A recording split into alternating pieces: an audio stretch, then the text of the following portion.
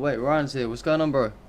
Can you hear There me? you are. We were playing. I was over on your link and you were over here. Yeah, sorry, man. What's going on, man? Thank you so much for joining us. I don't think you can see me, unfortunately, but on the stream they can see me. But it won't let me use the camera for some reason at the same time that I joined.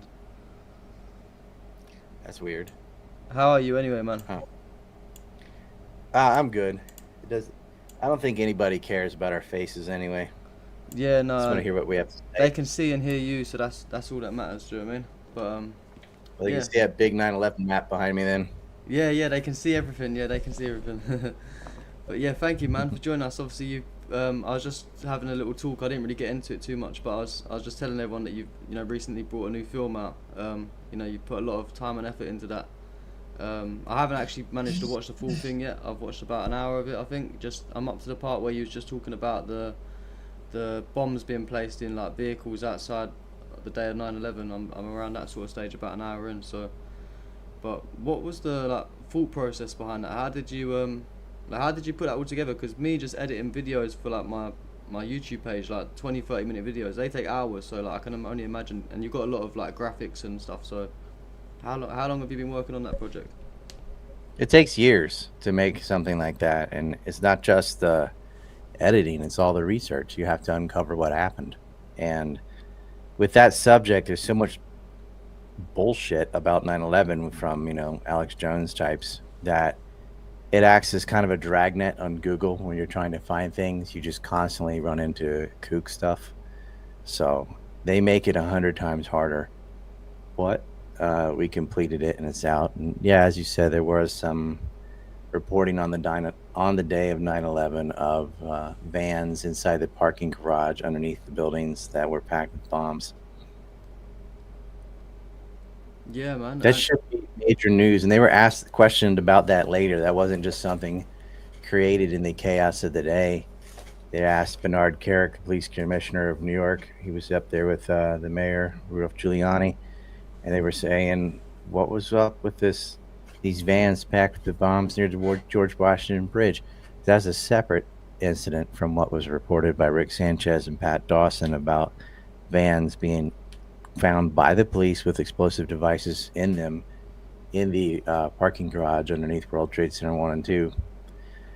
It just all kind of got whitewashed because it's a topic that if you start talking about 9/11 research or 9/11 truth, people just roll their eyes because they've heard so much ridiculous stuff, which ranges from a bomb on every floor to thermite to or nanothermite to miniature nukes to holograms, no planes. It just gets dumber and dumber every year. Um, some of them won't even admit there's a plane. They're like, "No, it was a missile," and it's really bad, and it's kind of like beating your head against the wall because no professional person wants to hear it because the loudest are the dumbest, and they've heard it from them enough. And then the kook movement just has their little talking points. No building ever fell from fire, fell on its own footprint, blah, blah, blah. They're not listening. They just have a finger both ear, and they're shouting at the top of their lungs.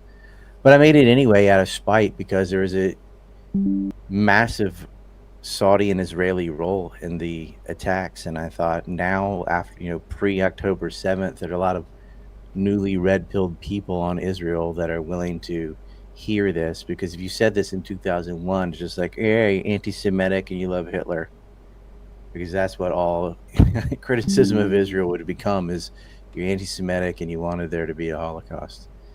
Well, there is a Holocaust in Gaza. Uh, I just watched a video today where they had zip tied two children, one in a red shirt, one in a green shirt, um, hands behind their back, and a bulldozer pushed them into a mass grave and buried them alive.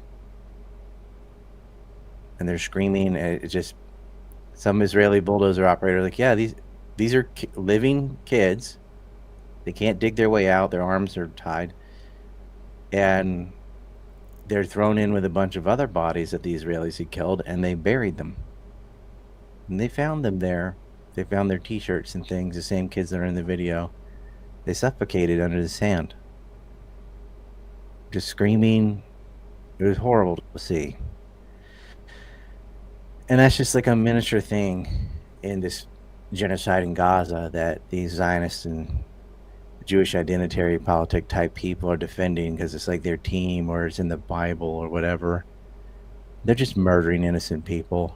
That, I feel like when you see enough dead babies, when you see enough body parts hanging in the rubble of residential zones that have just been flattened, then maybe, just maybe, you're willing to hear criticism of the Israeli state without going, nope, nope, that's the Jews, you're Hitler.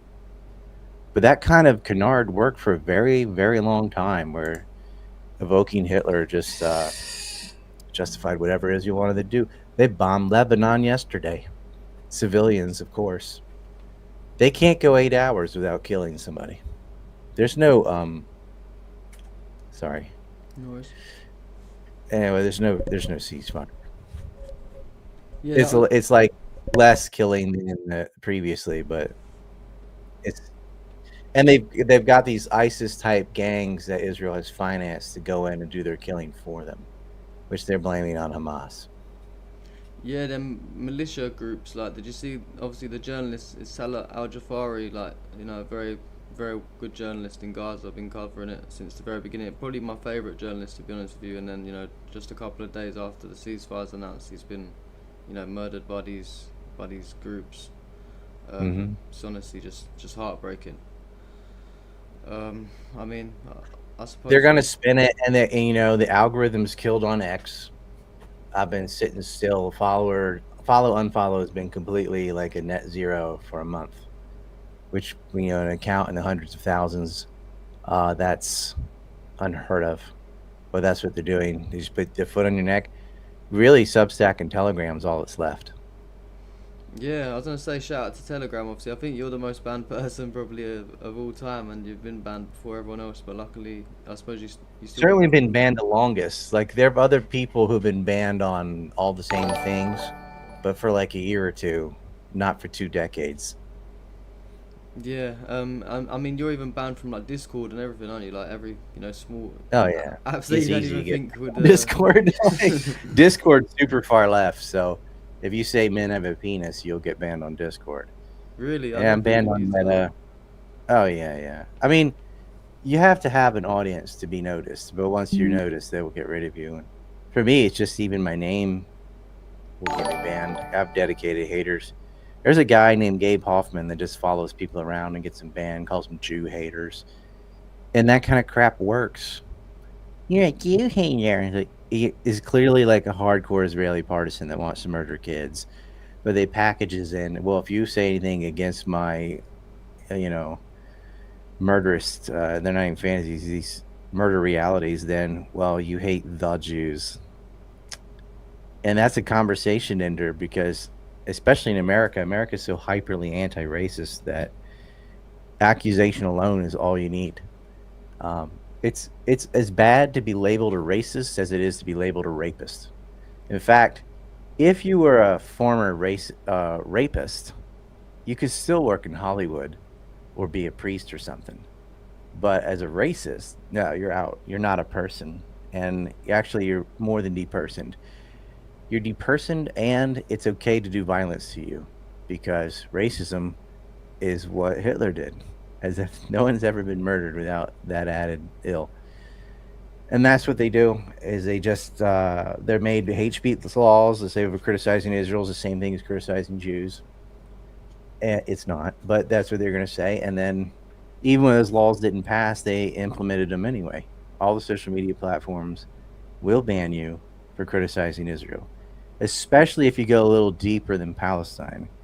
If you talk about Israel's role in deceiving the United States into a war with Iraq, their role in 9/11, their role in the Kennedy assassinations, plural, the USS Liberty, Operation Susanna, Levant Affair, bombing of hotel, all the terrorist acts from Haganah, if you give any of that history, or how they, their participation in the proxy war with financing and arming ISIS in Syria, all that stuff, it's all Israel. That has cost America trillions of dollars. It's far worse than just Palestine. But that's the quickest way to get banned on everything, because they associate a country with a race, and that's all you need to do is kvetch about it, and you can get somebody removed. And the example I give of how stupid that is like, well, then I'm not allowed to criticize North Korea because it's 100% Korean, even though I live in South Korea, which is like 98% Korean. Because that's just anti-Asian or anti-Korean. It's not. North Korea is a country. States are not byproducts of biology. The only people who believe that are Zionists and Nazis. They're the only ones that think race and culture are the same thing. Yeah, I mean, what's it like living in South Korea? Like, The irony about Israel is they're not like they have these mythologies from Judaism, but scientifically, the people most genetically in line with those described in the Bible are the Palestinians. The trans Semites from Eastern Europe have no ancestral ties to biblical Jews. yeah, So it's silly. Like, it's a bunch of blue-eyed Europeans wearing sunscreen and stuff saying they're indigenous to the desert. It's just one layer of stupid on top of another. Like, even if you were connected, you don't have the right to go up to a family and bulldoze their house down and say, God gave me this dirt. And that's exactly what it is. And the people who cope and like, it's not religion. Like, please tell me, justify any of this without talking about religion. You can't even, what's a Jew? Like, without religion, they don't exist. It's just other people. It's a self-alienating cult. yeah, it's crazy, man. And I was gonna say, what's it like living in Korea? Like, are they like a I don't really know a lot about South Korea. Are they like pro-Zionist over there, or what's like? Is there free No. speech, or what's it like, day to day life?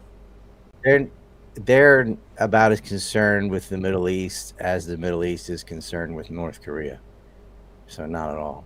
They have their own problems. But there were pro-Palestine rallies all throughout South Korea. And North Korea too. They both agree on that. That's the only thing they agree on. Like, yeah, they're both pro-Palestine by and large. There's only like 18% of South Korea is Christian. The rest is grown-ups. So there's no support for the Israeli state. And anyone that's in denial about that, like, the people who are supporting Israel are Jews or evangel Christians. Not all Christians, but evangels. The You can count the number of people outside those categories on two hands. Like, yes, there's some Muslims, some atheists, and whatever that just support things for money or some other reason, but the whole justification for that land grab is based on biblical text of Jacob getting in a wrestling match with an angel, and therefore that's their land, and if you bless Israel, you'll be blessed, like Ted Cruz said. And I know people reinterpret that and go, that's not what it says. It doesn't matter what it says. It doesn't matter at all. It's in those books. You cannot go up to people and shoot them and steal their stuff for any reason. Yeah, That's where we're at. I know. As I say, I think you pretty much like did answer it when I first started the conversation. But do you think that the ceasefire in Gaza, like, how's that? Do you think that's gonna last? And if so, how long do you think it will last for? They're already killing people. They were killing people before Trump was done with his weird speech. And I have to point out how weird this is. That America and Israel are doing this like giant self-congratulations for murdering less people today than yesterday, when the entire world has been against this conflict the whole time. Everybody is against dropping bombs on apartments and blowing up hospitals, all the things Israel's been doing, except America. And the only way that Israel could afford it, they literally would have run out of bombs. They didn't have enough money, they didn't have enough munitions. Without America's support, they couldn't do it. So, like, oh, I'm ending this conflict. You created the conflict.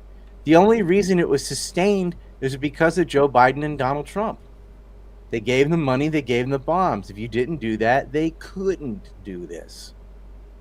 He gave himself a big pat on the back for like finally catching up with the rest of the planet on this issue, and not in any sincere way, because they're still shooting people, they're still killing people, and they're making ridiculous demands to say, You better retrieve all these dead bodies, which are just like buried under rubble because Israel killed them. They killed their own hostages, which they can never find them. And they're going to say, oh, you're not holding the terms. You didn't disarm and give us all the dead bodies that are impossible to find. We're going to have to come cycle back here and shoot you and bomb you some more. They didn't lift a blockade. They asked them, well, can we have some bulldozers to push away this rubble and look for the bodies? No, they're not going to open the Rafah crossing. They're not going to anything. They're going to finance ISIS-style gangs to police Gaza because that cannon fodder saves Israeli soldiers from having skin in the game. So they're going to use mercenaries like they did in Syria. And then they bomb Lebanon, and they're itching for a war with Iran. And now Trump's talking about sending Tomahawk missiles to Ukraine. It's just one bad decision after another. And I don't know, Thomas Massey can't come fast enough. Like, that's who ought to be president. And there's no one else. I mean, it's him. He's the only non-APAC guy who holds office, and they're trying to primary him. And they're trying to, they meaning APAC and Adelson and Ackman and Paul Singer and the rest of the Zionist billionaires are trying to get him out. And we really have no one else in Congress who will quit bending the knee to Israel. They're either paid off or compromised. In some cases, both. That's that white map. You can only see part of it on the door there. That's the Epstein map. Peter Thiel's right in the middle of it. I made that 7 years ago. 8 years ago. Shoot. Something. This is where we are.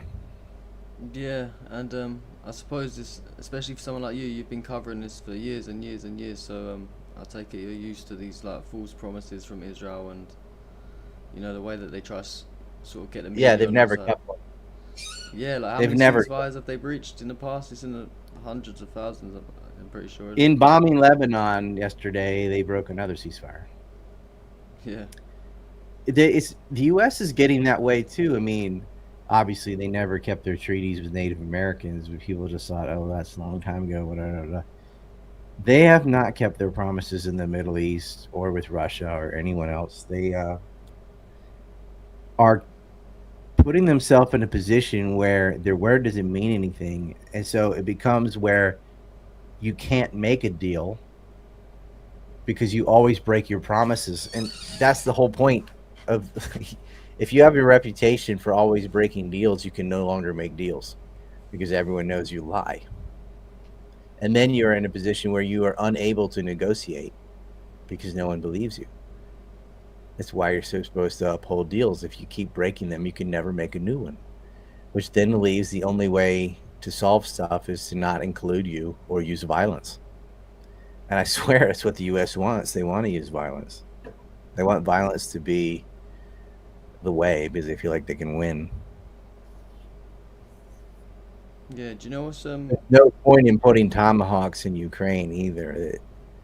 It won't change the outcome of the war. It'll just give them the ability to assassinate people. Yeah, exactly, and yeah, it's crazy to me because the whole reason, like the whole narrative that Israel was trying to run this whole time since October 7th was that they're just trying to get the hostages back, and then they're gonna stop the genocide. So now, what's their excuse now? Do you know what I mean? I feel like they've got to at least hold on for a couple of months. They had the hostages. They had a chance to get all the hostages back on October 9th. Yeah, they did. And in November, which is less than a month after October 7th, they did do a hostage swap for 105 of the hostages, mostly women and children, were released the first month in 2023. You easily could have done what they ended up doing anyway and swapped Palestinian prisoners for Israeli hostages. That's ultimately what they had to do. All this killing didn't matter. All this killing did was kill Israeli hostages and a lot of civilians in Palestine. You ended up with less people coming home than if you had just done an exchange. And the whole reason they took hostages is because you took them hostage. You put thousands of Palestinians in prison with no trial, no anything, no charges.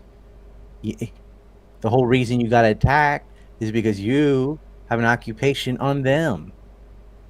and you attack them in a series of wars. Cast lead, killed thousands.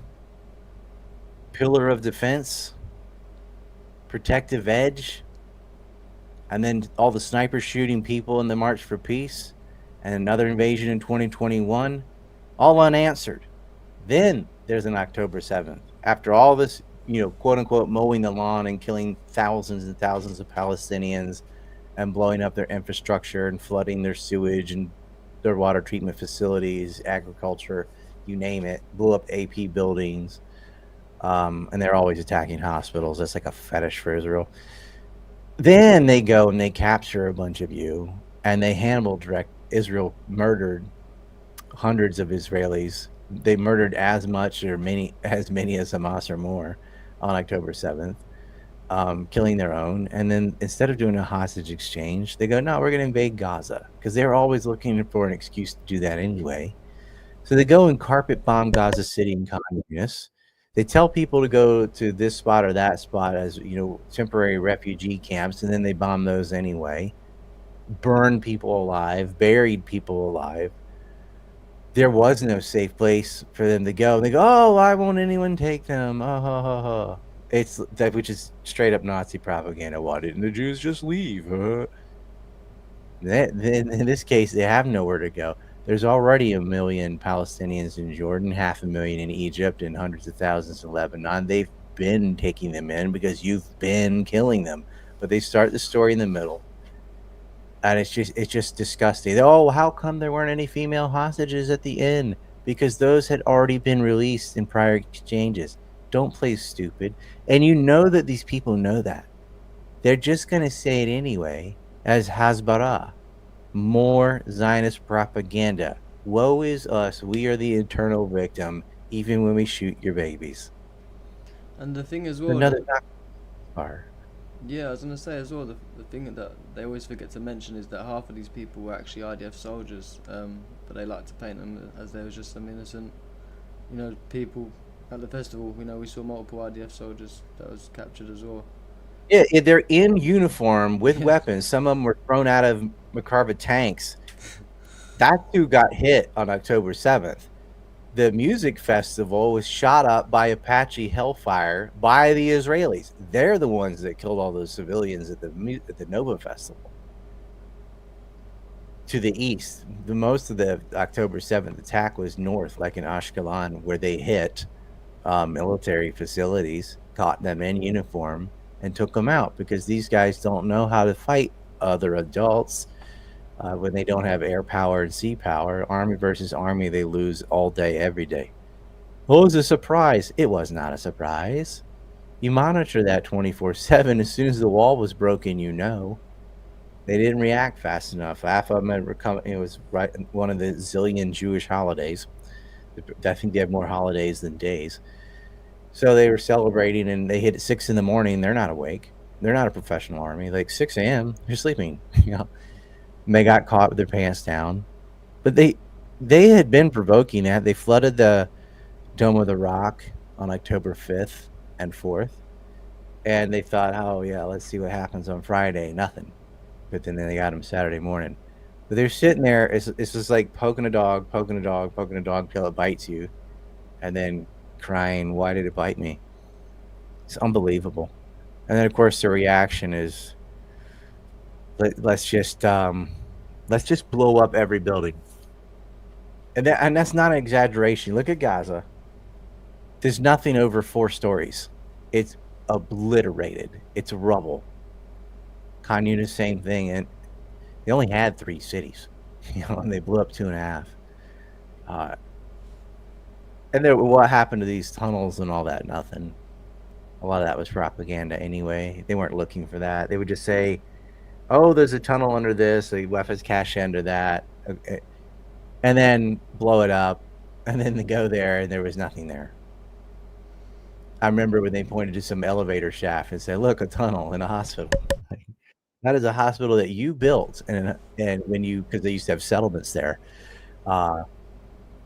When they're building settlements, let's call them what they are, racial colonies, because only Jews are allowed to live in a settlement. Just like the West Bank, where they have color-coded license plates so Jews can ride on these roads and no one else can. It's the only country that has a DNA test for who can migrate there. So you can run women through the mikvah so rabbis can stare at a bunch of naked ladies in order for them to be approved. They have to go through the pervert cycle to get approved for immigration. But there are people who will do it because, say, if you're an American Jew and you want health care, well, you can't get it in the United States, but you can in Israel, and America pays for it.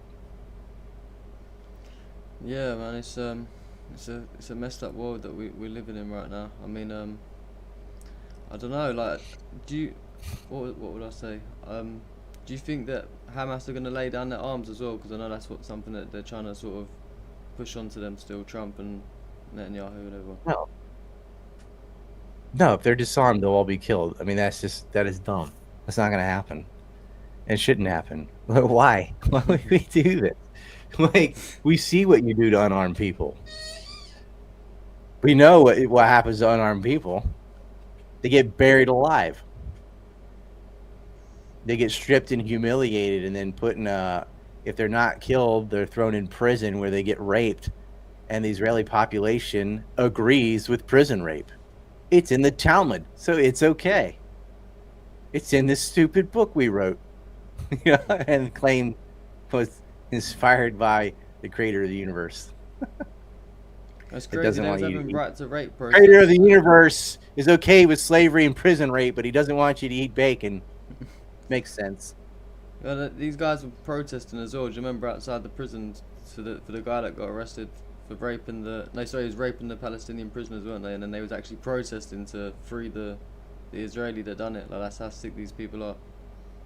They were putting hot metal up their anus. They were raping them with pokers and things.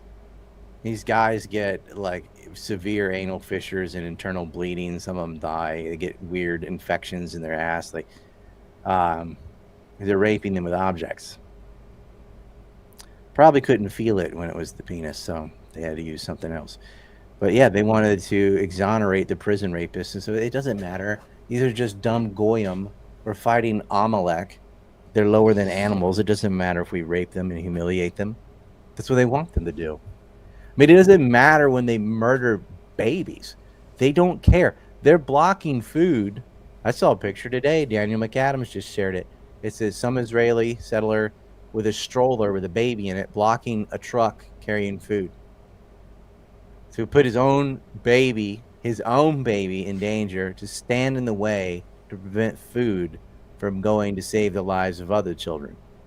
They want them to starve to death, all of them, of every age. They want them all dead. They support the genocide. The food exists. They can't get it in. And it's not just the IDF. It's just normal Israelis blocking the roads and ransacking the trucks. They poured out flour and sugar and replaced it with sand. The IDF, before this so-called ceasefire, went on booby-trapping toys and things. So if the children that are left go and find that, they can have their arms blown off. They put listening devices and things disguised as bricks and stuff. Like, this is a nightmare that in the current year that this can happen to a population of people, that they can just be murdered in high-def film in front of the eyes of the world and nothing's done about it. And they can be raped. Some of these Palestinian women, you don't even know. And it gets in severe torture where they've amputated people's legs and they put them in diapers. They call them worm people. So they just shit on themselves and moan in agony where their legs have been removed. They zip tie them to beds. And, maybe they change their diaper every few days. Maybe don't. They let them poop on themselves and stuff and die of weird things. This is... Limb amputation is severe torture. Far worse than waterboarding. Or they'll keep someone locked in a room for months. Solitary confinement. Just let them go insane. Bust eardrums, rape, beatings, all that. But the torture aspect is worse than Abu Ghraib. Is worse than like stuff you'd see in a fantasy of Dungeon of Dracula or something. They don't care. The world has a blind eye because America is the most powerful country and Israel has them around their pinky. And this is why exposing the real deal with Epstein is so important. And this is also why the world needs to learn the Israeli role in September 11th, because that would break a lot of people's support if they knew that they were part of this plot to kill thousands of Americans. And that if they knew that they then lied and said Saddam Hussein had supported Al-Qaeda, he had not, so that America would go to war in Iraq where another 5,000 to 6,000 Americans died in that pointless war. That's why I made the films. Yeah, no, and Israel. yeah, I was gonna say, and I learn a lot from the content you post. You know, you've been doing this for many years as well. I got someone in the chat asking that. I know you did just say, but they said, "What exactly is that red board in the background, the 9/11 board? What is that all?" Yeah, so that is a bunch of Saudis, Israelis, and Americans mostly, and like 3 Pakistanis, I guess. You can't see it clearly here, but like there is Bin Laden right there, and it's the whole network. You can see, Ramzi bin al-Shid, Khaled Sheikh Mohammed, all of the hijackers, Omar Bayoumi, Osama Basnan, all the intermediaries they used, Mohammed Zammar, and then you get a lot of Israelis in there too. Ty Simon and, of course, the dancing Israelis, the DEA groups, Josie Hadass. It was a network similar to Iran-Contra where America publicly professed resistance against the Contras, while privately they armed them and trained them and flew them in and flew drugs out. It was drugs for guns. And they did the same thing with ISIS, where they publicly condemned it and privately supported it. ISIS, it was AstroTurf. That was not grassroots. That was not... Whatever small factions rebelling in Syria got completely dwarfed by Aral al-Sham and Nusra Front and the FSA, which is just a bunch of different brands for ISIS, which is a bunch of Takfiri cannon fodder. Same thing the U.S. had used in Bosnia and Chechnya and Afghanistan in prior conflicts. And this is the model. And they needed to know how the money got laundered around, who did it, who set it up, what this network is, this sort of foreign CIA they created in 1976 after Watergate, because they had so much domestic scrutiny. They just moved abroad. They went from Langley to Riyadh and did business as usual. And business as usual is terrorism. The CIA is a terrorist organization. That's what it is. And this is what it does.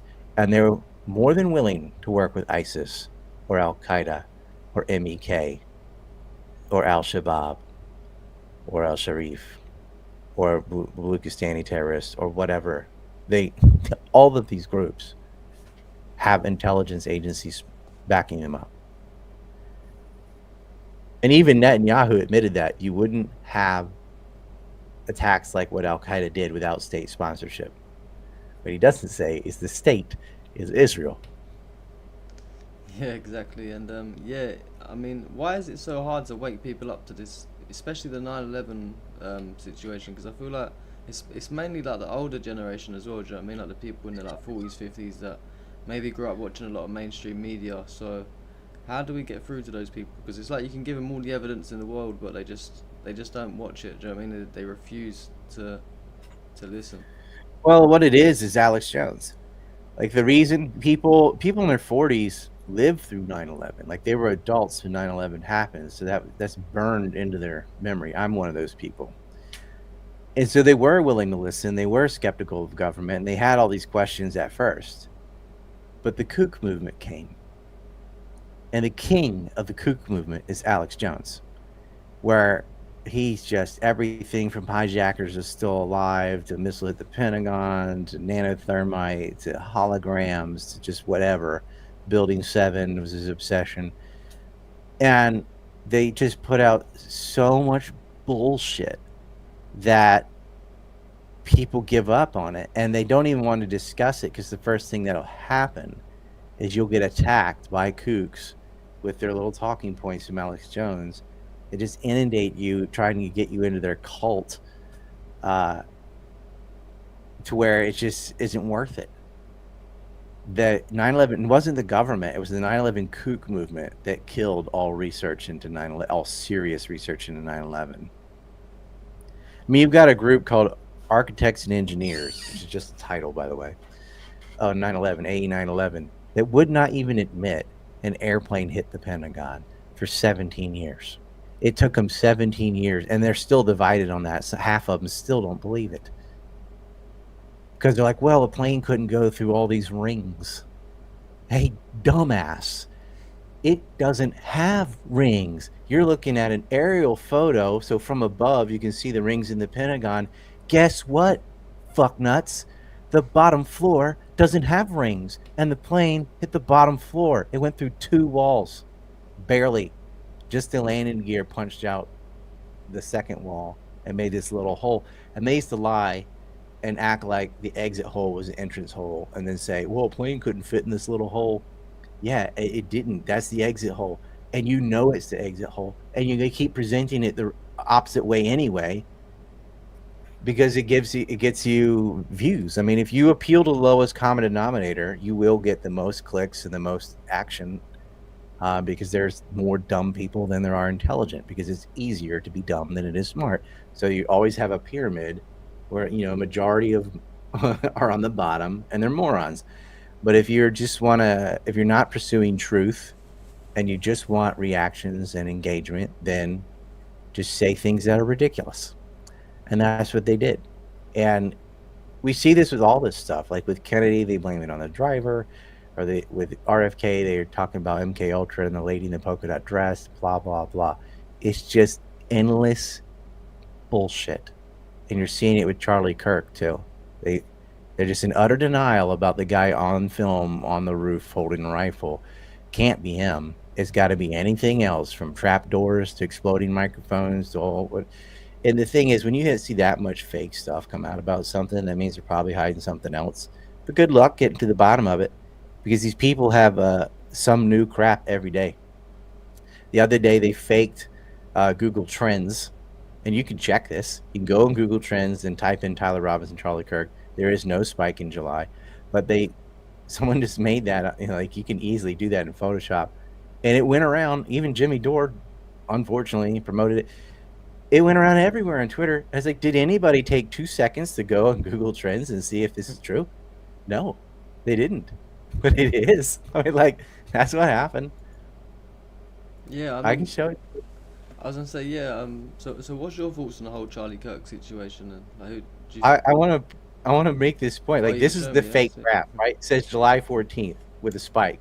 Okay, that is totally false. Somebody just made a graph of something else and then took July 14th and put it underneath, because that is not there on Google Trends. Not in France, not in the US, not anywhere. But the thing is, like, I can sit here and do this. I shouldn't have to. Here's the actual graph. This is funny. It's September 12th. But Wow. what they did is they just erased the bottom and replaced it with July. And even Candace Owens fell for this. Like, but the thing is, I don't have the reach of the kook movement. So, and when I sit here and like, that's not true, here it is. They're like, oh God, you believe the official story, you love the FBI, blah, blah, blah, blah. It's a light switch brain. It's one or the other. It's like, no, that's not my position at all. But quit faking stuff, because you're going to make it harder when you do find some. This is the US, September 7th to 13th. It's none on the 7th, though. Those are all after the 10th, obviously. And I'm going to show you one more from France. Like, this should not be necessary, because you can go and Google Trends and do this yourself. I think this one's from France. No, that's some over. Oh yeah, Indiegogo stole my money. No. So that they owe me $3,800. They won't give it to me. I've been fighting with them since 2020 for that. 5 years, over 5 years, 5.5 years. That's crazy. Yeah, well, they banned my Facebook, so I couldn't even sign in. And then they no longer require Facebook sign-in. So I get in because Stripe contact. It doesn't matter. It doesn't matter. But here it is. Tyler Robbins, Charlie Kirk terms France because they're like, oh, it's from France. So I put in France. See how it's between September 4th and 30th? Oh, that again is September 12th onward. Look at July 14th. Nothing. There's nothing there. But these charlatans, and that's just the latest crap, right? Every day it's some new bullshit. And when you say or prove that it isn't true, they automatically lump you in the opposite side. Like, what do you love Israel? You're going to say it to me? You're going to call me? Like, you're going to say to me that I got a problem criticizing Israel or pointing out conspiracies? That's the dumbest thing in the world. But that doesn't mean everything's a conspiracy or that whatever you invented is a true conspiracy. Sometimes it's just a faggot on the roof. Yeah. So do you think he was paid by someone, or do you think that was, genuine, like them messages that were leaked were all true? Like, what's your thoughts I on think it? it was ideological for him, but he was radicalized the same way a lot of these shooters have been radicalized on Discord. Discord is the filth where these Reddit kids go and get radicalized on the right and the left. The Buffalo shooter is an example where he's talking to spooks on Discord that encouraged him to do what he did. I like not saying their names because I don't like adding their infamy, excuse me. I think that's part of why they I don't get to speak English that much. I think it's why they are encouraged is they're severe narcissists and they want their little 15 minutes of fame, or they're suicidal and they want their death to matter, so they go and shoot a bunch of innocent people. But in this case, you'd had people running interference in the ground that said they didn't, who had child porn on their phone. That's all of Antifa, by the way. They're all in the fucking kitty fiddling and dysgenic weird perversions. And he's dating a tranny. He was dating two trannies. He was cheating on one boyfriend with another boyfriend. So one of his name is, he calls himself Lancelot. His real name is Lance Twiggs. He is a transgender, a guy pretending to be a girl, and who would dress up as animals and stuff, and is addicted to video games. And the other guy created, his name is Red. Well, I don't know. It doesn't matter. He's a faggot. He made underage furry porn. He's just trying to hit every checkbox, apparently. This is the kind of group of weirdos that would hate Charlie Kirk, not for the same reasons as someone like me would hate Charlie Kirk for being a hardcore Zionist his whole life. I know there's an argument, he was about to turn on them. No, he wasn't. But you can make that argument. It's not a stupid argument, but it is wrong. There was no 150 million that he rejected. It was the other way around. They were rejecting him. He was not rejecting any of them. Like, Israel is not going to put a Mossad agent on the roof and shoot Charlie Kirk. Like, if they wanted him dead, they'd still farm that out to Antifa. So you're still back at the same situation. Antifa killed him. And the reason I don't think it was Tyler by himself, in fact, I know it wasn't, is because you had a group of 20 people in the Discord all posting messages on their social media saying, just wait and see what happens to Charlie Kirk tomorrow. So they knew. He didn't just do this and say surprise. A lot of people knew he was about to get killed. Yeah, there was loads of tweets surfacing as well, weren't there? People that day that was saying, yeah, he's coming to my college today, so it's going to be a big day. Yep. Like things like this. All these weird messages. I wish somebody would get rid of him, and then they reply to themselves and be like, "He's wait and see what happens at my college today to Charlie Kirk." Like, they couldn't contain it because they knew he was going to get killed, and he almost missed. I mean, no one aims at the neck. So you either aim in at the heart and went high, or aiming at the head and went low, because that's such an unusual shot to take. Yeah, I mean, it's crazy either way. I don't think obviously I wasn't the biggest fan of Charlie Kirk, but I suppose none of us should die for our political opinions. You know what I mean? But I did not want him assassinated. I mean, I hated his politics, so I'm sure he was a cool, person to hang out with, or he's a father and a bunch of other things. People are way deeper than their beliefs in politics. Like, I can be friends with someone who's a Zionist. It's not easy, but like we can just talk about other things. Like David Cole's a friend of mine. He's a historical revisionist and all. And I just feel bad. He's been super canceled. He had a group knock him out on Thanksgiving. He's at his house. Like the guy's been through it, and we don't agree on Israel. We don't fully agree on World War II either. But he's funny. He's into magic and stuff and other hobbies, and we can get along. That's the problem I see with a lot of people. Like if you don't agree politically, they dehumanize you to the point where they feel like we're allowed to do violence to you.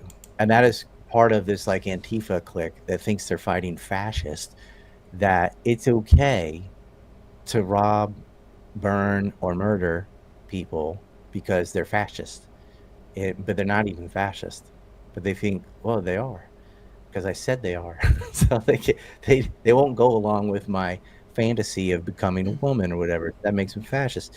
And we saw that with these groups that are Soros financed and backed by Christopher Wray's FBI, that went around. They annexed a piece of Seattle for like 6 months. They called it Chaz or Chop or something. They went all the way across the United States, all the way to Kenosha, where Kyle Rittenhouse put 2 of them in the grave and shot another one in the arm, burning car lots and looting stores, and carte blanche, just mass theft, violence, vandalism, and sometimes murder. So it is a terrorist group. Antifa should have been labeled a terrorist group when Trump was in his first term. He didn't do it. But that's exactly what they are. And there's a weird psychology of this gang of dysgenic, androgynous losers that is just enraged at success, or anything functional or normative. They have to go completely non-normative, and then they try to graft onto that raging inferiority complex a mask of something more socially acceptable, like fighting racism, fighting fascism, fighting sexism, wherever. And it's absolutely not what they're doing. They just need some moral facade to hide their violent acts of being impotent losers. Yeah, defo. And so this one's a bit of a change of topic, but I know I think last time we spoke was like probably around December last year, and it was when all the stuff in Syria was just like, it was just after Assad got, you know. Oh yeah. What's your thoughts on all like the new developments, really? Because it's been a while since we spoke. Oh, it's horrifying. I mean, they went around murdering Christians and Alawites and minority, and even other Sunnis that weren't of the Salafist Wahhabi variety. They destroyed priceless artifacts. That's just, at least when the evil terrorists were in charge, they lifted the sanctions, which might have been a net positive, because there's really nothing worse than starving to death. And Syria was just strapped. They were completely impoverished. Nothing could get in. So sanction relief was good. It was kind of the right thing for the wrong reason, because they wouldn't lift the sanctions until you got ISIS in charge. And the gangs have still gone around killing, looting, and extorting people. Syria is a fallen state. And the fact that you have someone like Giuliani in charge, who's the protege of al-Baghdadi, and Trump was so proud of killing him. So apparently, if it's al-Qaeda in Iraq, it's bad. But if you cross the border and go to Syria, then you're the hero. It's disgusting. And, it really was detrimental to Hezbollah, because they took out the land bridge from Iran to Hezbollah, and they also lost territory in the south because Israel has annexed the rest of the Stolen Heights and taken Mount Hermon, and have ambition to steal more. I think they want to push Lebanon all the way to the Litani River and beyond as part of their Greater Israel project. And Hezbollah is going to have significantly reduced ability to resist, because they have a significantly reduced ability to be supplied. Now, some supplies are still getting in. The thing with mercenaries is if you just pay them off, they'll let you through. And so some armaments are getting to Hezbollah, but this whole war was over Israeli interests. They wrote it out in policy papers. They literally wrote out the plan to topple Iraq and then Syria. And toppling Syria was all about isolating Hezbollah so they'd wither on the vine, so they could take out Lebanon. and then onward to Iran. It is an Israeli script, and America's been following it with one BS pretext after another. WMDs in Iraq, gassings in Syria that were actually done by the rebels. They didn't even really give a good reason for Libya. They just sort of did it. And Democrats supported that because it was Obama. A lot of Democrats supported terrorists in Syria. A lot of them support terrorists in Ukraine because their team did it. But there's a lot of Republicans that don't want a war in Ukraine, other than your hardcore holy rollers. They're not really sold on that war, but Trump is sustaining it anyway. It's better than Biden. Like, at least he talks to the Russians. Biden didn't even have any channels open. But it's not really making much of a difference. I mean, Trump thinks he can sanction Russia or punish India for buying oil from Russia. And it's just, why? There was a Maidan coup. They should not have NATO on their doorstep. These are all legitimate grievances. The whole thing could have been avoided. We're in this mess because, the oligarchs bribe the politicians to hold their positions. And that's where we are. I mean, Ihor Kolomoisky is the one that put Zelensky in power. He's the one that had him as a fake president on a TV show. I mean, it doesn't get any more clownish. But they're going to lose the Donbass anyway, and they can just decide do this now or, lose another 100,000 guys. Up to them. But Ukraine has been decimated. Not almost as bad as Syria, not quite. But Ukraine has been depopulated. But a lot of them moved out. A lot of Syrians moved out. They live on. They just live in Turkey or the UK or whatever. But they're not going home. They can't go back when ISIS is in charge. So Syria has been destroyed. Libya was destroyed. Al-Qaeda is in charge of Libya. And these were functional, ancient cultures. And Israel has ruined them. Gaza's been destroyed. The West Bank, there's no West Bank anymore.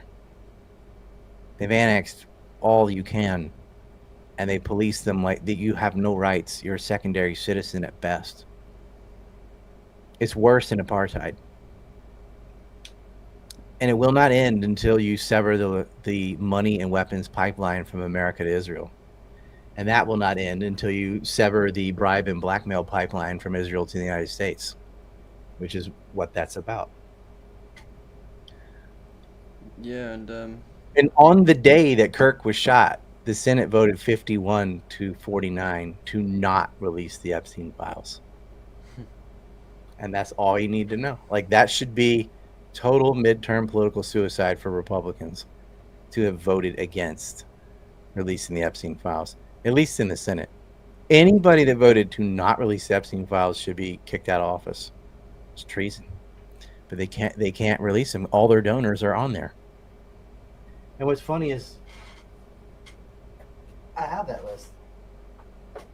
And I have had this list. And I have put it out. I even put it on a shirt for a long time. Here's the Epstein list right here. Like, here's your file. This is not some white binder from the White House. This is just doing real work and listening to victims and reading all the court documents and compiling the list of names. It doesn't matter. It doesn't matter what you know until you have to have knowledge and reach. You have to have both. If you don't have the reach, what you know doesn't matter. And if you do have the reach, but you don't have the knowledge, then what you say doesn't matter.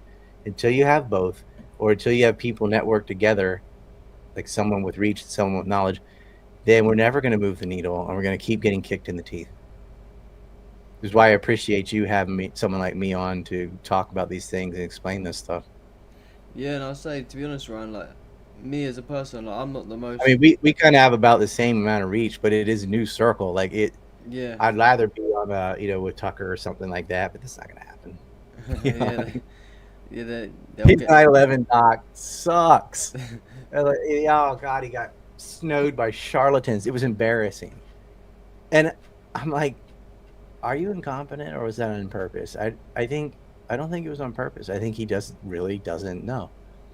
And they shield these people from people like me. They may like, sure, don't ever let that information reach this person. And when someone is really big and then they start getting political, like Andrew Tate, for example, look what they did to them. Yeah. I mean, it was just nonstop accusations about like rape and kidnapping, like the worst stuff in the world. Not a shred of evidence for any of it. And jailed, house arrest, smeared. They'll never fix their reputation. And that's the thing. Like, even if you're exonerated in a court, or in their case, it was so silly it couldn't even go to trial because there was no evidence. It won't matter. The public will forever call them human traffickers and rapists and stuff. That's what they're going to do. And the thing is, a lot of these people saying that are just jealous and hate them anyway. But now they have like a socially acceptable excuse to hide behind and saying, it's not that, it's this. And they did it to Assange as well, didn't they? Like years ago. They did it. Oh yeah, they called Assange a rapist. They called Brett Kavanaugh a rapist. They called Matt Gaetz a rapist. Like this, Michael Jackson. Like, and I don't want to make a big tangent, but he was innocent. And I can back that up. Bill Cosby too, and that was one that I got wrong. I thought he did it, and after further research, I realized he goes totally Matrix attacked. Bill Cosby's innocent. Yeah. There are plenty of rapists. They're on that wall. There are plenty of them where the shoe fits. But oftentimes, when somebody speaks truth to power, they just come out with something like. And if you're a minority, they use rape. And if you're white, they'll say you're a racist, because it's so easy to say that. If someone's raped, you have to have a victim who had the rape done to them. If someone's murdered, you have to have someone who died. But with racism, you don't even need a victim. It's just a thing that you say someone thinks this way, which how can they prove otherwise? And then they're canceled. Yeah, man. And that's the thing. They'll do it to anyone. It's like the more influential and the more power you've got, the more you're a threat to them. So they tarnish you. Sorry, with like the worst crimes that they can. Do you know what I mean? And the thing is, even if somebody did have some opinion that's super unpopular, so what? It's not illegal. Look what they did to Ye. Ye's always said way out there things. That's Kanye. But when he got into like Holocaust denial and stuff, he lost $500 million. I don't see what his opinions on history have to do with his ability to design and fashion or music at all. But, this is the way it is. You have to profess certain opinions or you're not a person. Someone could have easily just had a discussion with him and changed his mind. No, they don't do that. Just cancel. Yeah, and it just reinforces all of the point. Like, if they've got nothing to hide, then why they? Yeah, now he's going to triple down. Yeah, he made a song called Nigger Heil Hitler. Stereotypes, you know what I mean? I'm like, what'd you expect? Of course he made a song like that. Out of spite. I mean, you take everything, you won't let him see his kids. Like, it's funny to me. I'm like, which is more offensive, saying the N word or the H word? Mhm. It's just a song. Who cares? It's actually a pretty good song.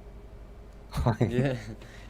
I was gonna say, this is what I was trying to say a minute ago, that that's why I like having you on, because you've got a lot of knowledge. Like, see me, I'm not an expert. I don't claim to be an expert in any of this as well. I was just a normal guy that saw like the genocide unfolding, like saw stuff with Russia and Ukraine, and I just looked into it. But I wouldn't class myself as an expert. Like, when I have someone like you on, I'm mostly listening. Do you know what I mean? Because I'm still learning. But you're super proactive, which is another important quality. Is just like get information even from me or from whoever and put it out there. Like, that level of activity is a good quality too.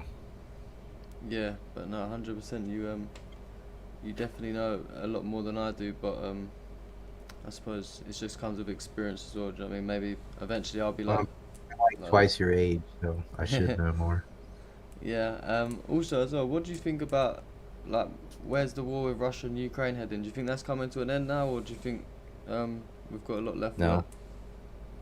Unfortunately, I would, my heart wants to say, yeah, it's about to end, but my head says, no, it isn't. They're going to Budapest, I think, to talk again. I don't see any resolution. Like, it's just Trump is obsessed with like getting himself a peace prize, so maybe that would be his incentive to do the right thing for selfish reasons. But Zelensky isn't going to cooperate, so it doesn't matter. Like, as if you're going to keep giving him guns and money, he's going to keep fighting. The only way you end that war is to cut off the parasite. Russia has offered them on 3 different occasions peace treaties, and they just won't accept them. Ukraine needs to understand Crimea not coming back, and Luhansk and Donetsk not coming back. You can argue over Kherson maybe, but I don't see. I think all those territories are just part of Russia now. That is part of fuck around, find out. Like, those people who live there do not want to be part of Ukraine. So what can you do? I mean, you can't make a population want to stay with you. It wasn't that Russia stole it; it's they seceded. They, in fact, early on in the Donbass region, when they seceded and tried to join the Russian Federation, Russia told them no. So they were just independent provinces or oblast, and that was like the Donbass Confederacy. Later, after continual attacks and renewed attacks, then they had a referendum and were able to join the Russian state. And that mattered. I mean, that gave them access to Russian healthcare, Russian salaries for soldiers. It was huge, rather than being an independent state. But when they had first seceded, Russia did not accept them. They recognized them. I think it was just like Russia, Syria, North Korea. They recognized them, but this whole thing was avoidable. But this war continues because Ukraine won't surrender. And Russia's winning, so they're not going to surrender. It's like, look, how much more territory and men do you want to lose? To the last Ukrainian? That's sick. But Zelensky's not out there fighting. He's a little gay midget that won't even wear a suit, in his little army fatigue and stuff, that just throws people in a meat grinder while he's enriched himself by hundreds of millions, buying property for him and his pig wife all over the place. He doesn't care. The whole point is, it doesn't matter if ethnic Ukrainians die as long as you get to kill some Russians. Because by handcuffing Russia to Ukraine, which is really a NATO proxy war, Russia can no longer come to the rescue of Syria. And it greatly hampers their ability to help defend Iran. And that's the point. Israel wants Russia out of the way because in Syria, when Russia got involved, Assad won. And when Russia could no longer patrol Syria, Turkey sent its proxy force in and took it in 12 days. Because the Syrians couldn't even pay their own army. The sanctions had crippled them. They had no money. The Iranian militias can't hold the line from that far away. They completely depended on Russian air support to wipe out ISIS should they flare up from Idlib again. And they didn't have it. And Assad was out of money. And that was that. His officer class was bribed by Gulf Arabs, and they turned on him. They told people to stand down. They were sick of the sanctions and living the way they did. It wasn't worth fighting for. So they just capitulated. And that was a bad decision because a lot of them ended up dead after that anyway, because ISIS went around on an ethnic cleansing campaign. And hell, the Kurds had already annexed Rojava. So, I mean, at least that portion of Syria survived under new leadership or whatever, but at least that area, except for Aleppo that changed hands a bunch of times, from Manbij east, like Raqqa, for example, it's all that's left is Syria under the Kurds, because everything else got gutted. And in the south, like up to Daraa even, was stolen. And so, these areas in Palmyra and Hama, and especially, and even now Damascus, they've been looted and destroyed. And it's really sad. I mean, this is one of the oldest surviving cultures from Assyrians and Syrians to now. And it's gone. Yeah, I mean, Good job, is. I was just gonna say, what do you think about Putin's meeting with Jelani as well? Because that was a bit Well, unexpected for me. I can't lie, but yeah, I know. But look, Russia was never helping Syria out of some sense of altruism. They wanted to maintain their bases in Latakia. It's the only naval base left on the Mediterranean they had. They did not want a Sunni corridor linking back up with the Chechens, so they already fought twice. But that Chechen threat has been removed, and Jelani agreed to allow the Russians to keep their base. So what is it in their interest when they're already fighting Ukraine to have another enemy in Syria? It's not. And Putin is a Russian nationalist. He will do things in Russia's interest. Unlike America, he's not going to put another state's interest above their own. America will. They will totally put Israel's interests before the United States. It's not just not America first, it's America never. Their states are falling apart. There's houses falling in the ocean in North Carolina. And, that could have been fixed. You could have had beach nourishment. No. They want to send hundreds of billions to Israel and Ukraine. And I'm sure there's many examples in other states, but like that money should have been spent on America or never taxed away in the first place. But it's going to foreign states. And yeah, and Russia work with the Israelis too, like when it's in their interest. You got to understand, when people have this idea like, oh, Russia, China, because they're not America, so they're the opposite. No. Russia looks out for Russia. China looks out for China. They will absolutely mow you if it's in Chinese interest. China could stop this whole thing too. They're not going to, because what's in it for them? They want stability so they can buy oil and gas from the Middle East, from Iran and Saudi Arabia. So they will step in when it comes to that. But for Palestine, it doesn't matter to China. Syria, it doesn't matter because they're not an oil exporter. So Chinese don't care. They're not sitting there like some moral bastion doing things because it's right or because they believe in humanity. They absolutely do not. Yeah, and I noticed as well that despite his meeting with Jelani, he still refused to hand over Assad to those guys as well. So yeah, he's not going to do that because he doesn't gain anything from that either. He doesn't want friends in ISIS, but he does have to deal with whatever the future of the Syrian state ends up being.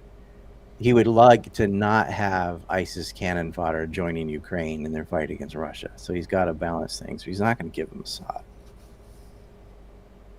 Yeah, exactly. Apparently Assad's become an avid gamer. Fixing people's eyes, and which I like because I have wet macular degeneration. And gaming. That's what he's been reduced to. Yeah. What was I going to say? All he wanted to do was be a doctor anyway. His brother died in a car accident. It's the only reason he became president. Yeah, I keep looking at that Epstein list in the background. It's making me think. What was your thoughts on the whole, the Diddy situation? Do you think, because a lot of people said, Diddy's like modern day Epstein. Do you think they're on the same level, or is it completely? No. Epstein's group was the gangsters that the Diddy's pretended to be. Yeah. You're talking about billionaires engaged in this and backed by a state. Diddy was just a rich pervert with a baby oil fetish. And what did he get? 50 months in jail, 4 years in jail, something like that. The thing is, like, he could have been cooked. And I think he still will in the civil case with Rodney Jones. But Cassie and that group are a bunch of lying whores themselves. So it's like when you have your own email looking forward to freak-offs, you really can't complain about freak-offs. Like, you wanted that lifestyle and you were willing to do his cuck fantasy or whatever with male escorts. None of that's illegal. I mean, prostitution's illegal, but they're like, well, it's not a prostitute, it's an escort, it paid for a date, and they just wanted to have sex. So if you allow for that loophole, yeah, they did illegal drugs, but that wasn't what they were being charged for. So there's a whole bunch of things they're admitting to in what they did, but they say, oh, well, he did a bunch of perverted stuff. Baby oil's not illegal. Watching your girlfriend fuck some dude is not illegal. It's just weird. Beating her up in the hotel's illegal, and he already had to pay $10 million for that, or $20 million. And trashing hotels is illegal, and he had to pay them too. And hotels had to pay a settlement also for allowing this crap. So he's already dealt with those. The big thing that's going to come on him will be the civil suits because they have receipts. And that is when he drugged people and had anal sex with them against their will. That's rape. That's what would put him in there for life. But I have a feeling a lot of these people are just going to get paid off, and it's worth it to them to take the money. They'd rather have the money and change their whole lifestyle than to put Diddy in jail. And so he'll serve his 4 years and he'll be out. He's already done some of them years as well. Do you know what I mean? He's been remand probably for how many, like a Yeah, year. he's got some time served, I'm sure. But you know, but Jones is you're gonna have to need a lot of money to pay him off. I've seen the photos of the,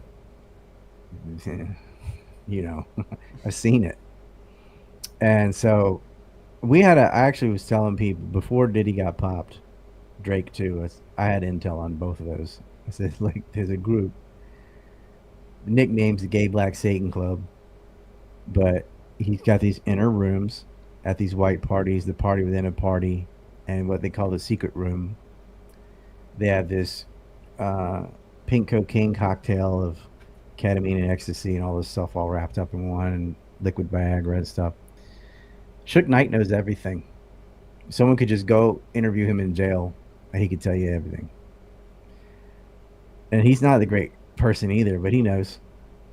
And I heard him say some things in interviews that corroborate what I've been hearing from much more reputable people. And I tell these people, why you need to say that to the authorities. Scared. I said, why are you telling me? Because you know I'll say it. But it's just hearsay if I'm not allowed to put a name to it. And they won't come forward. But I know he's guilty. And I've seen the photographs. Yeah, with Diddy, I'm guessing a lot of it was just blackmail on it over like record deals, and I'm pretty sure he was. Like, I'm not It's a really sure. casting couch. It's like if you want to be in this group and have this kind of lifestyle and get these kind of gifts and promotion and stuff, you got to do what I say. You got to do the do, and they do that with actors and actresses too. Harvey Weinstein was notorious for the casting couch pressure. Thing is, you don't have to take that deal. You can say no. But a lot of these people said yes, and they did the nasty, and they regretted it. But that was how you succeed. And we shouldn't have an environment like that where you have to fuck the boss or the promoter or the producer or whatever in order to get ahead. But that is how it is. Yeah. If you don't do it, another girl will, and she gets the part. And because musicians and stuff are manufactured. I mean, when you have autotune and you have machine playing the music and you have like AI can even write the music or some other person can write it, all you have to do is learn the dance choreography. Not even well, because they can cut, and just show you like 4 things and then cut and then do something else. You don't even have to be able to dance. So they can just pick someone. And even if you ain't that good looking, plastic surgery, Ozempic, they can manufacture the next pop star completely. And it's all about who is the most obedient and willing to do and suck enough dick to be chosen to be the next Wonder Girl. Yeah, it's a sick world that we live in. It's the same people, they sell their souls to Israel, do you know what I mean? For $7,000. Same type of shit, really. Isn't it? Well, I saw an interesting thing from Milo Yiannopoulos, he's been all over the map, whatever. He seems to be in the right direction now, but he used Grok, and Grok is Grok, so whatever, AI is not actually intelligent. But he said, he asked it, adjusting for inflation, what would 40 shekels be? Or 30 shekels. You could pay him 30 shekels of silver if you rape somebody. It's $7,000. And I'm like, I didn't test that, because I usually go and verify. It's not that important to me, but someone can see what it would, for inflation adjusted, what 30 shekels would be today, and if it's 7,000. If that's true, that is hilarious. That is crazy. Do you? I know your shop. You've got the. Have you got the maps on the like jumpers and everything on your store? What? Yeah, I mean, I'm wearing End All Aid Israel right now. Yeah, sounds nice. This is 10 years old. Yeah, antineocon.com has all that stuff. And we have another shirt for North Carolina called Buxton Strong. We're donating the money to the Civic Center down there to help fight beach erosion. It's sad. It's like it's disappearing. There's an American territory, the birthplace of the United States, the first place the English and Native Americans ever met was on Croatoan, which is modern day Hatteras Island. And it is physically being destroyed because the state keeps dredging Oregon Inlet and burning vegetation and filling in swamplands with dirt they steal from one area and put in another, and it's a mess. And it could all be fixed. We can't get enough tension on the issue. It's just never. There's always something bigger. Seems like. Yeah, because But my real worry is, and I appreciate people get gear. You can go watch the movie; it's free.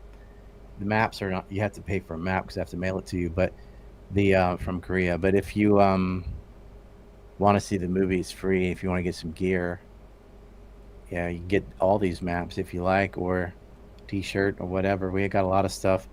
I've got Boycott Israel coffee, and honestly, I think the coffee is like mid. It's not the best. It's not bad. It's probably like what you're used to drinking, a little bit better. But the package says Boycott Israel, so you have to have that. it's a collectible, isn't it? Yeah, it's not gourmet or anything. It's just people are like, oh, our coffee's the best. Like, dude, it's drop shipping coffee. It's coffee. Like coffee.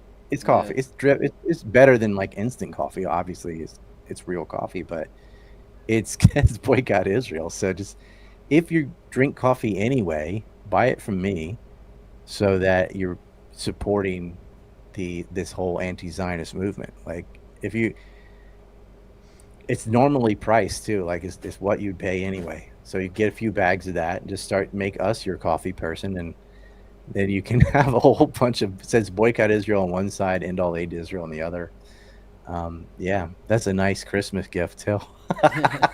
Give it to your Zionist neighbors for free.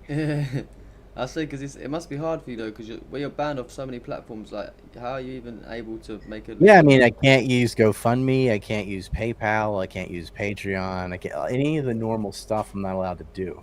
So that's why we're selling T-shirts and maps and things. You can't sell movies because people pirate, so it's not easy. Substack's where it's at. Where that note I have right there, RyanDawson.org. Mm. It's free, but you can voluntarily give per month if you want.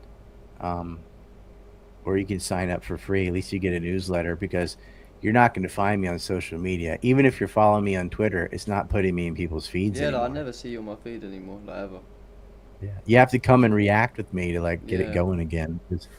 It's completely. They stepped on my neck.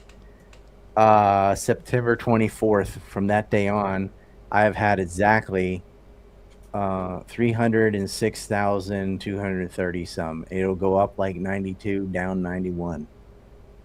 And so this should have been a net plus of 2,760 instead of 30. But yeah, I have to get up to 92 30 times in a row just to get 30 people. Yeah, that's the same as my Twitter. It's like I get about 200 followers deleted per day, but then I gain around 200 followers, so I'm just constantly just going down and then up to, and it's like I'm stuck unless I get like a post that goes super viral and I get loads of followers. Like, that's the only time I'll see movement. Other than that, yeah, and some days it'll be 200 or 300 up, but it'll be 200 or 300 down. Yeah. I'm like, this is weird. Like, it either should go up or down.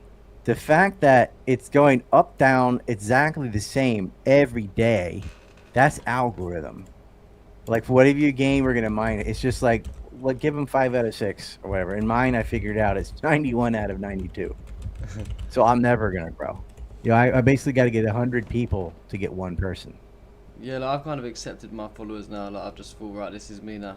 This probably never. I was hoping to hit 500,000 eventually, but probably going to take years at this rate, the way it's going. Do you know what I mean? So it is algorithm though, because the odds of a dynamic zero are the lowest. Either you should be gaining followers or losing them. You should not be losing the exact amount. They're just flatlining you. yeah, and also as well, like X, they don't like pay you good money or anything. Do you know what I mean? That's probably like the only thing that you're No, still. and you're getting millions of people to see your page. I'm still getting millions of people, but I'm not getting any followers. Like, how could I have, let's say, 10 million people in October so far, and no followers? I know. If you was on any other platform, you'd be slowly but steadily moving up. Do you know what I mean? Like, it might not be the Hmm. quickest thing, but it would be Yeah, like moving. Substack is not even a popular site, but I've steadily gone up on that. Steadily gone up, Yeah. and I think that one's around 40 or 50,000 on there, free, of course, not all paying, but that's it. Oh, it goes up every month. Yeah. Do you edit your movies as well yourself, or have you got a team that does it? I have my team was me and another guy, and then we had near the end when university.com started letting you hire people. That's what I did. It was kind of like too late, too little because, and they did a great job. Like what they added, that trailer and stuff, that was them. But I didn't have access to that until like 5 weeks before the film was finished. So, Oh, really? so there, we had a team at the very end, and if we do another movie, we'll have that from the beginning. But it was me and a guy from Norway did the whole thing. Except at the very end, we got some people from the Tate Brothers School, which really did add a lot of flavor, even though it's just a few minutes of the film. Um, it was worth it. Shout out to the Tate I brothers wish for I that. wish we had them from the beginning. I wish I'd had that. I'm in the school, but I couldn't hire people, and it's hard for me to hire somebody the normal way because if you can't send money on PayPal and I'm also banned on crypto. It's like, how am I supposed to pay someone? Like if they don't live in Korea. Yeah. And that's the thing as well. Like, people think that these documentaries are free to make. You've got to pay editors. You're spending time. Like, it's hard. It's the time you lose where you could have been Yeah. making money doing something else, but you're sitting there working on this film for years, and there's no payout. Um, the maps will make some money, but like the film is free, and it has to be anyway because someone will just steal it and stick it on their own site, and that's that. Everyone watches it there. So they've done to my prior movies. These groypers will go around and put all of my movies free on Rumble, and Rumble doesn't do anything. Yeah, and then on top of that, you're getting throttled as well because of the type of content that you post, and like, you're not Mhm. gonna get pushed by the algorithm. And that's right, and that's why other people don't want to do this. It's like, I don't want to get throttled. I don't want to get canceled. I'm like, yeah, I get it, but then you don't complain when Palestinians get murdered, because this would not have happened if we had built a real movement of people. If their media was free, if we had free speech, none of this would have happened. Because you can see it globally, outside the United States and maybe Britain, nobody supported Israel in this war. It's where they control the media that there's support.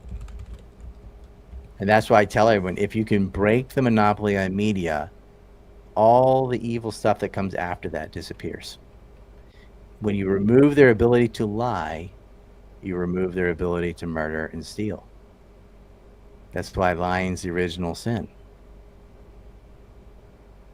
Yeah, 100%. I'll The say, original liar, right? Your father is not my father. Your father is the devil. And when he speaks, when he lies, it's his own native language because there is no truth in him. Like, this is description from prophets from, well, like I'm quoting Jesus right there, but many people have noticed this pattern. They would not have had a war in Iraq if they could not first lie about weapons of mass destruction. The lie always comes first. And if you can prevent them from lying, which you can through free speech, then there are no more wars. Truth will set you free. That's what that means. Because all the evils are predicated on deception. And they're able to lie to you because they have a media monopoly. That's why they bought TikTok and CBS. TikTok did great damage to Israel. Young kids were getting on there and talking about Palestine, Iraq, and everything else. That's over for American TikTok, and they bragged about it. This is a great move. They wanted to shut it down, get rid of TikTok because TikTok allowed you to tell the truth about Israel. That's why they went after it. They threw one of the co-owners of Telegram in prison in France. Germany has no free speech. France banned Rumble until like this week. So does Brazil. I think Russia does too. That's what we have to hold on to. Like, if we don't have a place, build up Telegram and Substack since X is going down the toilet, you need to uphold free speech or we will lose everything. The entire Bill of Rights is not backed by the Second Amendment. It's backed by the First Amendment and then further backed by the Second Amendment. But it doesn't matter if you have guns or not, if you're ignorant and your head's in the sand. You have to be able to see controlling what people can say is tantamount to controlling what people think. And that's the first thing they do. They go after our communicators. They go after our influencers, our organizers. You can't organize without communication and reach.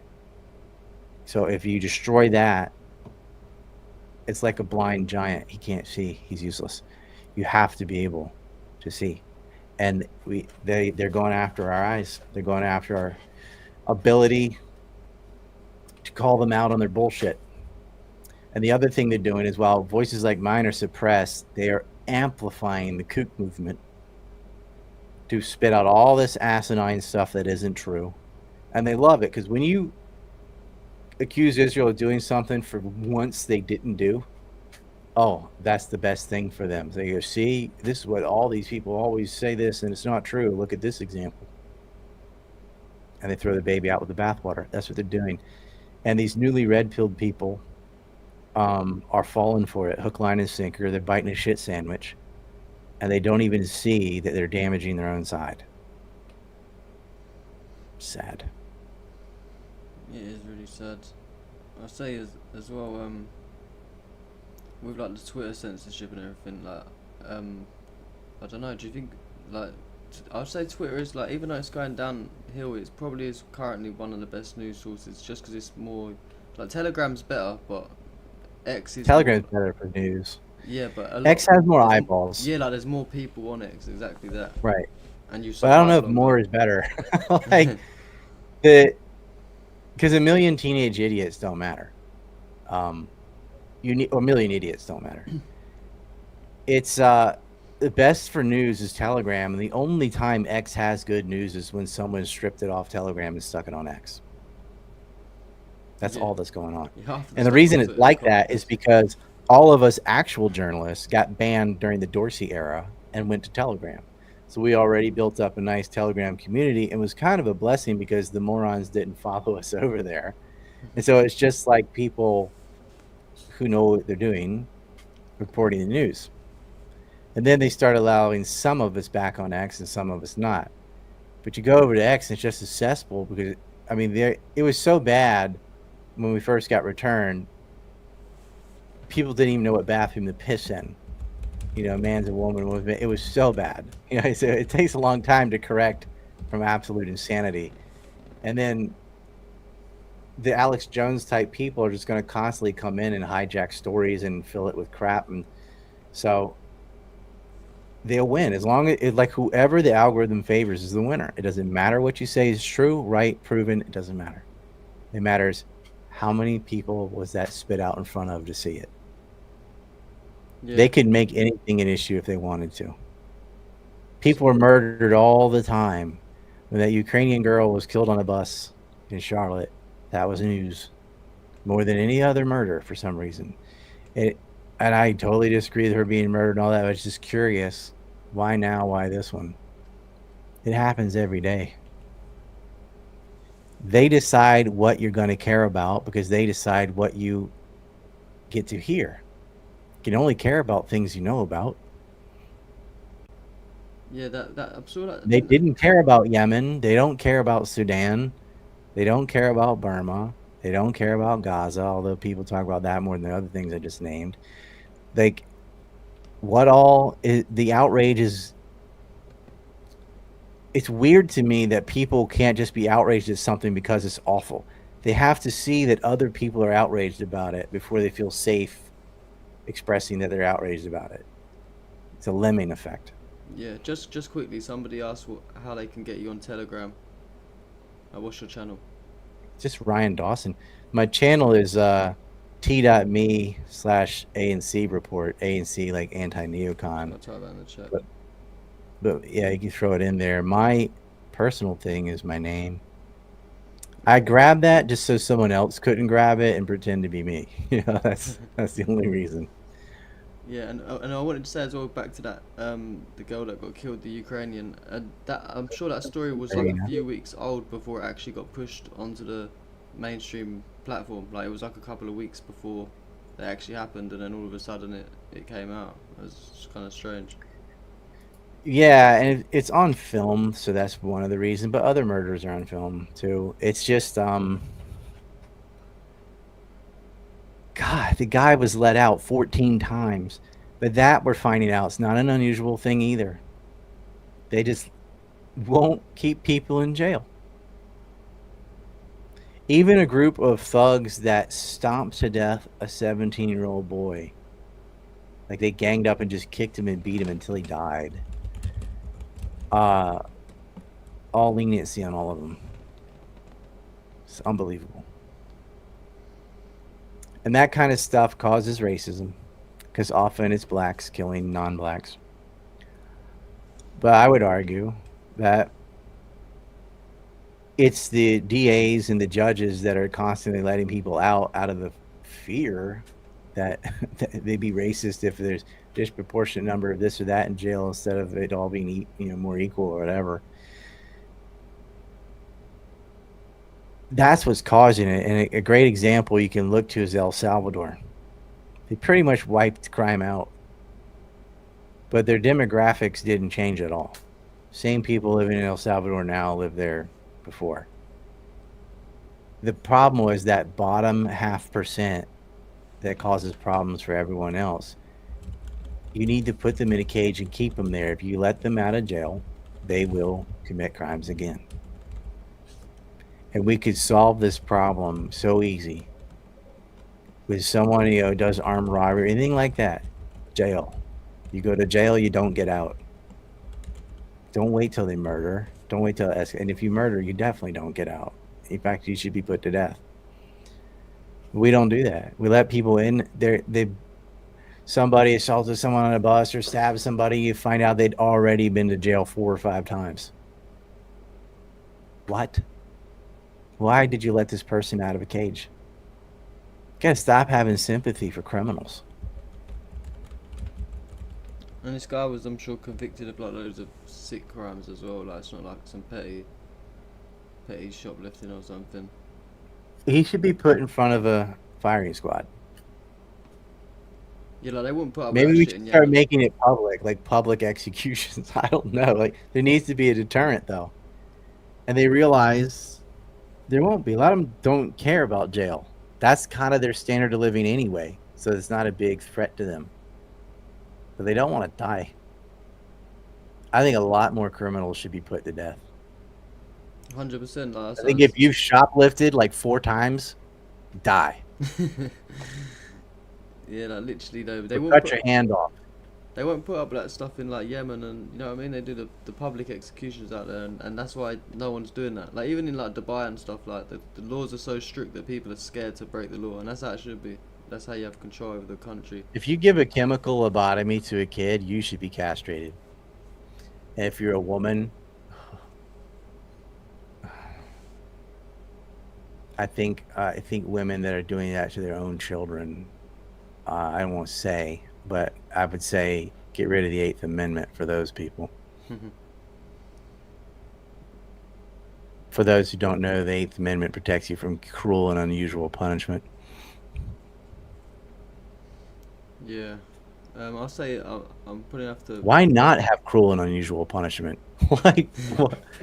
Some of these people, like they're doing the stuff the Israelis are doing. Yeah, fish hooks, man. Like, yeah, so we are living in crazy times right now, man. It's fucked up. I'll say I'm gonna have to pretty. I think if you've murdered twice, you should be put in a room, strapped to a chair, and forced to watch all of Kate Middleton's show. That is torture. That's too much. Might get me banned off YouTube, that one. followed by every episode of The View. Yeah. Oh, that's mean. I'll say I'm gonna have to probably wrap up in like 5 minutes 'cause it's like 4 a.m. here. But I'll say, do you wanna like show us some merch from your shop quickly? Because I just wanted to. I'm probably gonna buy something myself. I want like a hoodie or something like a. Have you seen my street interviews I've been doing? I've been going out on the streets doing the little interviews, so I can maybe wear. I think you should get the red triangle hoodie. Yeah. It says "fuck Israel." That put me in prison in It the says UK. it has not just boycott in it. It says "fuck Israel." That's the and it's got prison a red sentence triangle. over here. I'm not sure if you know what's happening. Oh shit! Yeah, you don't live in a free country. Yeah, you can't have You can't have a lot of my stuff. Epstein maps and that. The Epstein hoodie, the Epstein map hoodie would be cool because that's a conversation starter for sure. Yeah, it's educational as well, like for people that Yeah. that don't know. I can wear that. I'm definitely down to. Have you got any discount codes going for anyone in the stream, or you got anything? I can any make deals? one. It's up to you. I can't do that live. Like if you'd have to wait because I'd have to make it and then later put it in. You know this. I'm gonna post this video anyway on YouTube. I'm just gonna cut out the first part where I was waiting for you and everything. So maybe when I release the video. Then what we'll do is Savior, in all caps. Yeah. Savior in all caps will be the discount code. Yeah. For the nice. Epstein hoodie. You hear that, guys? Everyone in the chat, Savior. Epstein hoodie. You get a discount on the Epstein hoodie by writing Savior, SAVIOUR in all caps. And all the profit goes to help him. But not yet, Good films. because I gotta no. I gotta set it up. Yeah, like, by the time this comes out, yeah. Yeah, like by the time it should be tomorrow. This should be uploaded. The full video. I'll have the discount code in the description of the video. It should be there. Right, someone said write your YouTube account, Ryan, please. Ryan's been banned for years, unfortunately. Yeah, I'm not allowed on YouTube. You know, the last time I had you on, about a couple of days after, I got demonetized from YouTube, and I wasn't allowed to stream no more. So then the account was just basically wrecked. So I just started a new one. That's how I got this one. That what the fuck? Like that never should happen. Yeah, I don't know. Like, oh, you can't have this guy on. He's because what I know is dangerous, and the more of a threat to the system you are, the more canceled you get. And the worst thing is, back then it was like a fresh YouTube account. I had like 1,000 subscribers. Like, it's not like it even got like tons of views, and it just nuked straight away. Yeah, that's if I had known that was going to be on YouTube, I would have warned you. Like, this needs to be like Rumble, Odyssey, BitChute. This cannot go on YouTube. Like, fortunately, Substack allows live streaming now, so I think there's potential there. X videos don't do anything. You know, it's just. Elon needs to fix the code. They're incentivizing sensationalism. There's obviously suppression on certain accounts. Like, at least let that be open. So when someone's getting throttled or banned, like there should be a place to go look at that, so you know who's being throttled. Because I might say, "Oh, they don't want me to see this," then I'm going there. Yeah, no, this is on YouTube Live now, but I'll probably after this is finished, maybe private the video, cut out a little, like bleep out a couple of words, put the full video on Rumble. Maybe, I'm not sure. What do you think? We haven't really said anything that's bannable offensive, surely, have we? Oh, well, this is live on YouTube. Send me the link so I can plug it for you. And yeah, we'll put in Savior code right when this is finished. I'll get to it. Yeah, nice. But this video won't get banned, will it? We ain't done anything wrong. Hopefully not. Yeah. We didn't. I just described things you can't say without actually saying them. You know, so I think it's all right. Yeah, nice one, bro. But, I talked about 9/11 a little, but I did not say the things I know you can't say. If they want to know, they can go watch your movie. Want to know? Go watch the movie. Exactly. It's all in there. What's the movie? Is it on RyanDawson.org or was it? Yeah, I pinned it. RyanDawson.org. It's a picture of the World Trade Centers on fire. Yeah, everyone. So that's the one. Empire Unmasked Reduxed. Yeah. You guys need to watch this as well. It's a lot of time and effort has gone onto this video. A lot of research. It's not like just some copy and paste Telegram, Twitter post. This is years my original of research. Go to 1 hour and 11 minutes if you just want to skip to the Israel stuff. Like you can do that. I'd implore you to watch the whole thing, but I know that's what people want. Yeah, no, I'm going to be watching the full thing myself. I was watching bits while I'm at work, but then I wanted to actually take it in properly. Like, it's one of them ones you need to sit down and watch it. It's dense for sure. Yeah, It's information dense. Yeah. but you learn a lot though. Changes your view of the world. Just what I've seen already, it's eye opening. There's a lot of stuff in there I didn't know about. Like, for example, what we were saying about the bombings in the cars and like, where I'm born in 1998, so when it happened, I was young. I didn't know, so it's only recently that I've actually really dug into it. So I've still got a lot to learn.